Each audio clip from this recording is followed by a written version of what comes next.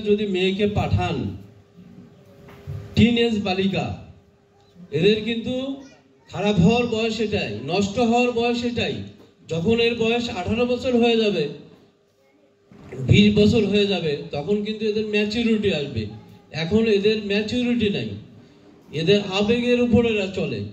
এই সময় যখন সহশিক্ষা কার্যক্রমে থাকবে, সহপাঠীর সাথে যখন মেলামেশা করবে, তখন সহপাঠী ছেলেটির সাথে আকৃষ্ট হওয়া, ছেলেটির জন্য আকৃষ্ট হওয়া অস্বাভাবিক কোনো ঘটনা নয়, বরং সেটাই স্বাভাবিক। সেখান থেকে কিছু মেয়ে যে বের হয়ে আসতে পারে না তা নয়, বের হয়ে আসতে পারে, অনেকেই পারে, কিন্তু সবাই পারে না, অনেকে বিপদগামী হয়।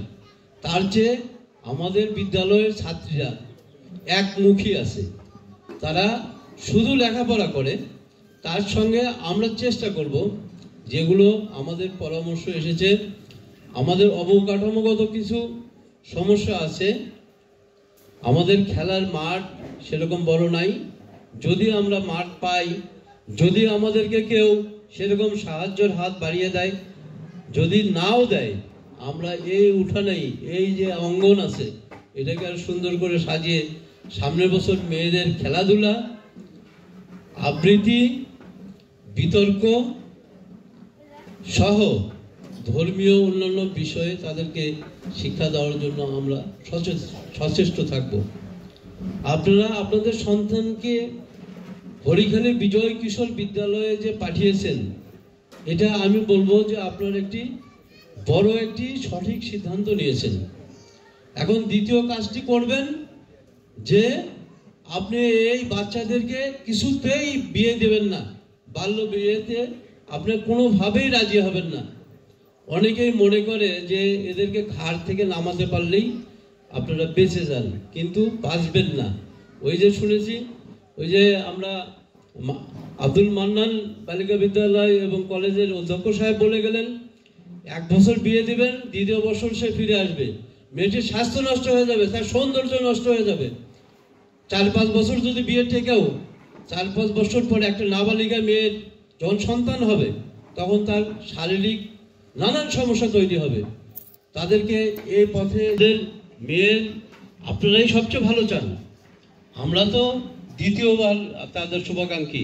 আপনারা তাদের এই শুভটা আকাঙ্ক্ষা করবেন, শুভটা আকাঙ্ক্ষা করে শেষ করলে হবে না। আপনারা আরো অন্যান্য যারা পরামর্শ দিয়েছেন, আমাদের আরেকজন আজকে অবসরে যাচ্ছেন ছোট ভাই স্বপন, যে পরামর্শটা দিয়েছেন যে তারা সন্ধ্যায় পড়তে বসে কিনা, পড়তে বসলে তারা পড়ে কি নাকি মোবাইলে আসক্ত, এই বিষয়গুলো খেয়াল রাখবেন। পড়লে তাদেরকে জোরে জোরে পড়তে বলবেন, যারা পড়ে কিনা সেটা দেখবেন। এই সমস্ত বিষয় খেয়াল রাখতে হবে, কারণ আবারও বলছি যে আপনারই দায়িত্বটা প্রাথমিক, বাবা মায়ের দায়িত্ব প্রাথমিক সন্তানের প্রতি, আর বিদ্যালয়ের শিক্ষক বা যারা কর্তৃপক্ষ আছেন তাদের দায়িত্বটা হচ্ছে মাধ্যমিক বা সেকেন্ডারি। কাজেই আপনাদের প্রাথমিক দায়িত্বটা আপনারা পালন করবেন। আপনারা যে প্রাথমিক দায়িত্ব পালন করেন, আমি কথা দিচ্ছি আপনাদের যে মেয়েদের পাঠিয়েছেন এদের মধ্যে 50% মেয়ে অবশ্যই মানুষের মতো মানুষ হবে, এই বিদ্যালয় থেকে ভালো রেজাল্ট করে বেরিয়ে যাবে। আমি একটা কথা বলতে চাই, ক্লাস 9 থেকে 10-এ আমাদের প্রথম ব্যাচ উঠবে, আজকে কিছুক্ষণের মধ্যে রেজাল্ট হবে। 4টি মেয়ে আছে, আমাদের 4টি মেয়ে আছে। এরা আশা করি যে আমাদের বিদ্যালয় থেকে এরা 2026 সালে প্রথম পরীক্ষা দেবে। আমি এদেরকে দেখেছি, অন্যান্যদেরও দেখেছি, কিন্তু ওদেরকে একটু বেশি নিবিড়ভাবে দেখেছি, কারণ ওরা সবচেয়ে বড়, ওরা আমাদের এই বিদ্যালয়ের ভবিষ্যৎ, আমাদের মানে প্রচ্ছদ, যে কারণে ওদের প্রতি আমার বিশেষ করে বিশেষ খেয়াল আছে। 3টে মেয়েই A+ এবার বোধহয় পেয়েছে, আমি জানি না, রেজাল্ট ঘোষণা হবে কিছুক্ষণের মধ্যেই, কিন্তু A+ যদি নাও পায়, এই 4টে মেয়েকেই যাতে A+ পায় তার জন্য যা করতে হয়, যতটুকু করতে হয় আমি ব্যক্তিগতভাবে করব। শুধু ওই 4টি মেয়ে নয়, তার পরবর্তীতে যারা আছে স্টেপ বাই স্টেপ যারা আসবে, যারা অষ্টম শ্রেণীতে আছে, 4টি মেয়ে আছে, তার একটি মেয়ের বাল্য বিয়ে হয়ে গেছে, তার ইচ্ছার বিরুদ্ধে তাকে বিয়ে দেওয়া হয়েছে। আমি ধিক্কার জানাই সেই অভিভাবককে, আমার গ্রামের মেয়ে, আমার গ্রামের।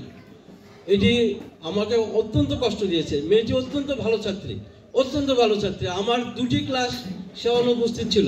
3য় ক্লাসে এসে অন্যান্য ছাত্রীদের সাথে সে, আমি যে পড়া দিয়েছি তার অনেক কিছু সে ওই ক্লাসের ভিতরেই আত্মস্থ করেছে। আমি তাকে নিয়ে গর্বিত, কিন্তু এই কাজটা আপনারা করবেন না। এরপরে আমাদের ক্লাস 7 থেকে 8-এর কোনো ছাত্রী নাই, এবার 6 থেকে 7-এ উঠবে। 6 থেকে 7-এ উঠবে যে ছাত্রীরা, তাদের যে স্বতঃস্ফূর্ততা আমি ক্লাসে দেখেছি, আমি কিছু বলার আগেই তাদের মধ্যে অন্তত 4-5 জন উত্তর দিয়ে দেয়। এটি আমাকে অবাক করেছে। আমরাও স্কুলে পড়েছি, কিন্তু এতটা স্বতঃস্ফূর্ত আমরা ছিলাম না। আমরা যে অনুষ্ঠানগুলো করছি সেখানে মেয়েদের যে উজ্জ্বল উপস্থিতি, এটি আমাকে অনুপ্রাণিত করে। আমার তো আর কিছু চাওয়ার নেই। আমি জীবনে অনেক কিছু পেয়েছি, আমার আর কিছু চাওয়ার নেই। একটা জিনিসই পাওয়ার, সেটা হলো এই বিদ্যালয়টাকে একটা শক্ত ভিত্তির উপর দাঁড় করানো। হরিখালীতে একটি মেয়েদের শিক্ষা প্রতিষ্ঠান শক্ত ভিত্তির উপর দাঁড় করানো, এছাড়া আমার আর কিছু চাওয়া নেই। এজন্য যা কিছু করার আমি করেছি, আগামীতেও করব যদি বেঁচে থাকি। আমি আর বিশেষ কিছু বলবো না।